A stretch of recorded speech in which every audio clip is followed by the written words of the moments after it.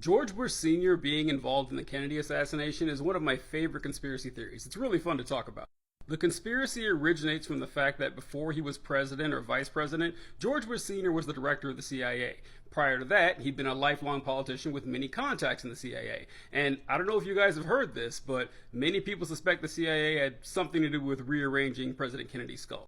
These allegations were supercharged after the release of the 2004 book The Family by Kitty Kelly, in which she states that when asked where he was on November 22nd, 1963, George Bush Sr. said that he couldn't remember and that he was just somewhere in Texas, which is a weird fucking answer for any American adult who was alive on November 22nd, 1963. It'd be like asking someone who was 30 years old during 9/11 where they were and they said, I don't know, couldn't tell you. Be pretty strange. This story gained increasing circulation with the release of the 2008 book A Family of Secrets by Russ Baker, which is where I first heard about it.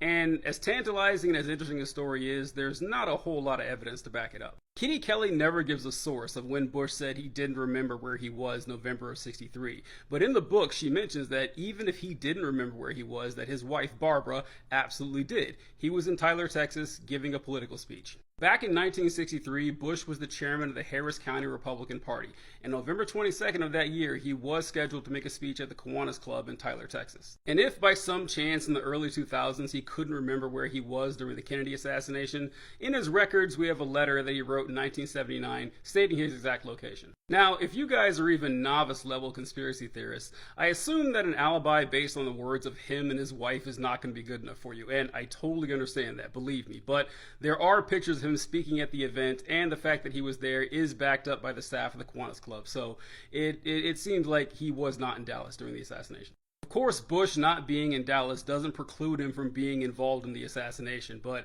there's no solid evidence linking him to it. But I admit it is pretty fun to think about, and knowing what we know about the Bush family, it's something I definitely wouldn't put past him.